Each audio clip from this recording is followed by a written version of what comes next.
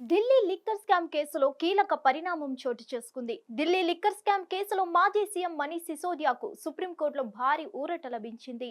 సుదీర్ఘ నిరీక్షణ అనంతరం ఆయనకు షరతులతో కూడిన బెయిల్ను సుప్రీం మంజూరు చేసింది.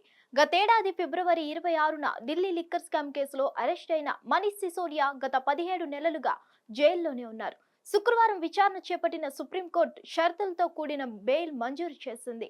అయితే దేశం విడిచి వెళ్లకూడదని సిసోడియాను సుప్రీంకోర్టు ఆదేశించింది. అలాగే పాస్పోర్ట్ సరెండర్ చేయాలని ఆదేశాలు జారీ చేసింది. బెయిల్ అనేది నియమమని, జైలు మినహాయింపు అని ట్రయల్ కోర్టులు, హైకోర్టులు గ్రహించాల్సిన సమయం ఆసన్నమైందని సుప్రీంకోర్టు వ్యాఖ్యానించింది. ట్రయల్ వేగంగా జరిగేందుకు సిసోడియా సహకరించాలని ఆదేశాల్లో స్పష్టం చేసింది.